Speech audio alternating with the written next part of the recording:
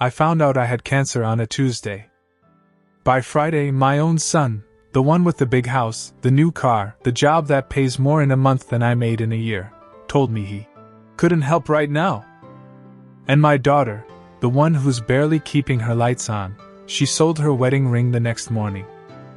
If you think you know how your kids will treat you when things get hard, stay with me. Because I thought I knew too. My name doesn't matter. What matters is the story. So let me just start from the beginning. I raised 2 kids on my own.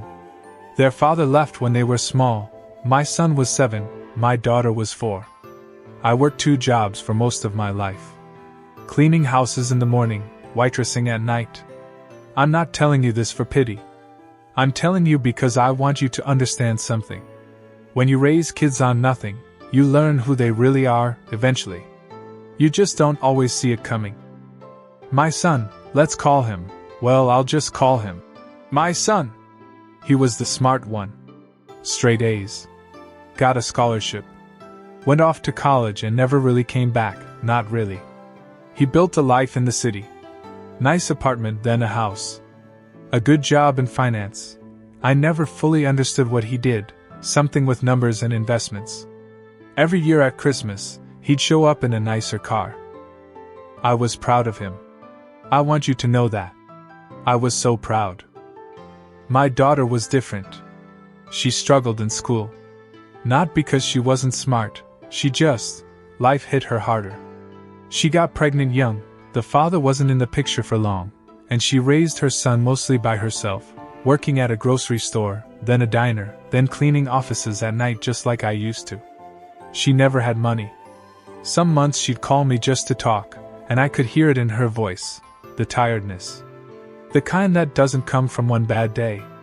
The kind that comes from years of bad days stacked on top of each other. You might be wondering, did I treat them differently? Honestly? Maybe I did, without meaning to. I worried about my daughter more. I bragged about my son more. Isn't that how it goes sometimes? The one who's struggling gets your worry. The one who's succeeding gets your pride. I didn't think there was anything wrong with that. Not until everything changed. I was 61 years old when the doctor sat me down. I remember the room. I remember the smell of hand sanitizer. I remember him folding his hands on the desk before he said the word. Cancer. I didn't cry right away. I just sort of went numb. He kept talking, stage, treatment options, surgery, but it was like listening to someone underwater. I caught pieces. We need to operate soon. This is treatable if we move quickly. The cost of the procedure, with your insurance, will still leave you with $4,500 out of pocket. That was my part. I didn't have it. Not even close. I had maybe $600 in my checking account and a little bit more tucked away that I'd been saving for. I don't even know what. Emergencies, I guess. Well, this was the emergency. I sat in my car in that hospital parking lot for almost an hour before I could even drive home. I kept doing the math in my head, over and over, like the numbers would change if I just added them up a different way. They never did. I want to be honest with you. My first thought wasn't fear about the cancer. It sounds strange, I know. My first thought was, how am I going to ask my kids for money without feeling like a burden? I've never asked either of them for anything. Not once, in their entire adult lives. I was the one who gave. I was the one who showed up with groceries when my daughter was struggling. I was the one who babysat my grandson so she could work extra shifts. Asking for help, that wasn't a role I knew how to play. But cancer doesn't wait for you to get comfortable with asking. I called my son first. Of course I did. He had the money. It wouldn't even make a dent in his life. $4,500 to him was probably less than what he spent redoing his kitchen last year. He'd shown me pictures, marble countertops, one of those fancy islands in the middle. I remember exactly how I said it. I tried to sound calm. Honey, I got some difficult news at the doctor's. I need surgery. I need help with part of the cost. It's around $4,500. There was a pause. A long one. Then he said, Mom, things are really tight right now. I've got a lot going on with the business, some investments that haven't paid off yet, and honestly, I just don't have that kind of cash sitting around. I sat there holding the phone, not saying anything, because I didn't know what to say. This was a man who, 3 weeks earlier, posted a picture online from a beach resort. Cocktail in his hand. Big smile. I didn't say that to him though. I just said, okay. I understand. I'll figure something out. He said, let me know how the surgery goes. Love you, Mom. And that was it. That was the whole conversation. I hung up and I just sat there in my kitchen, staring at nothing. You know that feeling when you're not even sad yet, you're just shocked? Like your brain hasn't caught up to what your heart already knows. I told myself excuses for him. Maybe he really is struggling. Maybe his business really is in trouble. Maybe I don't know the full picture. I've always given him the benefit of the doubt. Mothers do that. We build stories in our heads to protect the version of our children that we love, even when the real version is standing right in front of us disappointing us. 2 days later, I hadn't figured anything out. I was looking into second mortgages, credit cards, anything. I was scared, and I hadn't even told my daughter yet, because I didn't want to add stress to her plate. She already had so much. But somehow she found out. My son's wife had mentioned it to her. I still don't fully know how that conversation went, but I imagine it wasn't kind. My daughter called me crying. Not because of the cancer. Because of what her brother had said. He said no? She kept repeating. He said no to helping you with cancer surgery? I tried to calm her down. I said, it's okay, baby. I'll figure it out. Don't worry about your brother. She got quiet for a second. Then she said something I'll never forget as long as I live. Mom, I'm coming over tomorrow. Don't sign anything, don't take out any loans. Just wait for me. I didn't understand what she meant. What could she possibly do? She was barely making rent most months. I actually worried she was going to do something reckless, like take out a payday loan with some outrageous interest rate. I told her not to worry about the money, that this wasn't her responsibility. She didn't listen. The next morning, she showed up at my door before 8 a.m. My grandson was with her, still half asleep in his car seat outside.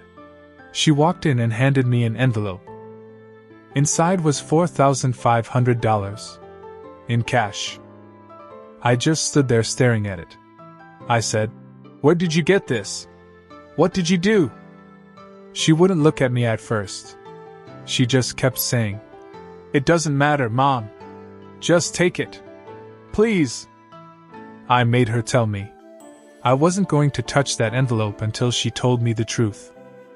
She'd sold her wedding ring. The one from her ex-husband, yes, but also the only piece of jewelry she owned that was worth anything.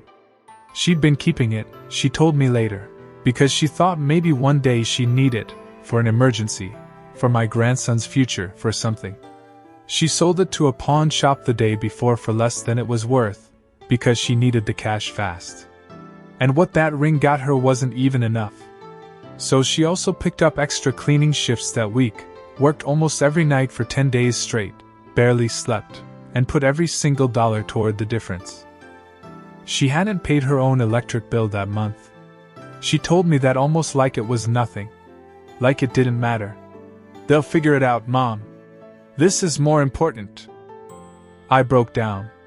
I mean, I really broke down, right there in my kitchen, in a way I hadn't even cried about the cancer diagnosis itself. Because in that moment, I understood something about my 2 children that I think, somewhere deep down, I'd always known but never wanted to admit. Success and love are not the same thing. I had spent years quietly, maybe not even on purpose, measuring my kids by what they had. My son had money, a career, a house with marble countertops. My daughter had struggle, exhaustion, a fridge that sometimes had more condiments than actual food. And somewhere in my heart, without realizing it, I think I had started to believe that meant something about who they were as people. I was wrong. I was so wrong. My daughter, who had nothing extra, who was drowning just trying to keep her own life afloat, she gave me everything. Not because she had it to spare. Because she loved me enough to give it even when she didn't. My son, who had more than enough, decided his marble countertops and his beach vacations mattered more than his mother's life. You might be wondering if I confronted him. I did. Eventually. But not right away. Right away, I just held my daughter and I cried into her shoulder, and I told her I was sorry. Sorry for every time I'd worried about her instead of admired her. Sorry for every time I bragged about her brother at family dinners while she sat quietly, working 2 jobs, raising a child alone, never once complaining. She just held me and said, "Mom, let's focus on your surgery. We can talk about all that later." That's who she is. Even in that moment, she was thinking about me before herself. The surgery happened 2 weeks later. I won't go into all the medical details, because honestly, that's not really what this story is about. What I will tell you is that it went well. The doctors caught it early enough. I'm still here. I'm still healing, but I'm here. My daughter was in that waiting room the entire time. She'd arranged childcare for my grandson, taken time off work she couldn't really afford to take off, and she sat in that uncomfortable hospital chair for almost 6 hours waiting for me to come out of surgery. My son sent a text. "Thinking of you today, Mom. Hope it goes well." I read that text twice. And then I put my phone away and I didn't respond for 3 days. I want to be fair here, because I think fairness matters, even when it's hard. My son isn't a monster. He's not some cartoon villain who doesn't love his mother. I think, in his own way, he does love me. But somewhere along the way, his life got so comfortable that he lost touch with what actually matters. He got so used to accumulating. Bigger house, better car, nicer vacations, that giving started to feel like loss instead of love. I think success, when you're not careful with it, can quietly rot something inside you. It can make you forget where you came from and who helped you get there. Because here's something I didn't mention yet.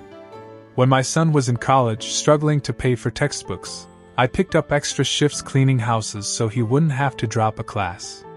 When he needed a deposit for his first apartment after graduation, I gave him almost every bit of savings I had at the time. I never asked for it back. I never even brought it up again. That's what mothers do. But I remember thinking about that, sitting in my hospital bed after surgery, and wondering, did he even remember that? Or had success erased it?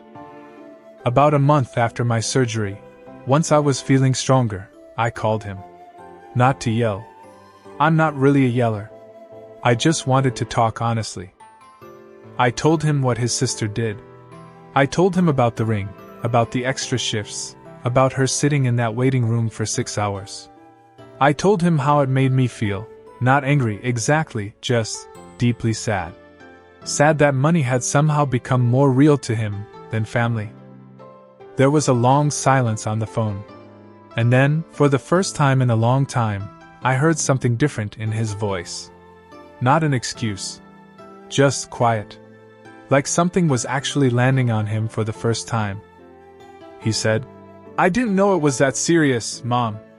I thought. I don't know what I thought." I told him gently. "You didn't ask. You just said no." He didn't have a good answer for that. Because there wasn't one. I won't pretend everything got magically fixed after that phone call. Relationships don't work like that, especially not ones that took years to shift. But something did change. He started calling more. He came to visit during my recovery, actually sat with me, actually helped instead of just sending a check to make himself feel better, though eventually, he did try to pay me back the money, and I made him give it directly to his sister instead. Every dollar. He didn't argue with me about that. I think somewhere inside, he knew he owed her that. My daughter, when he handed her that money, cried. Not because of the amount. Because for the first time in years, her brother actually saw her. Actually acknowledged what she'd sacrificed. I think about this whole experience almost every day now. Not the cancer part. Well, that too, obviously. But mostly I think about what it taught me about love, and about how deceiving success can be. We live in a world that measures people by their bank accounts, by their job titles, by the cars they drive and the houses they own. And I understand why. It's what we can see. It's what's easy to compare. But I'm telling you, from someone who almost died and found out the hard way, none of that tells you who will actually show up for you when it matters. My daughter had nothing extra to give, and she gave everything anyway.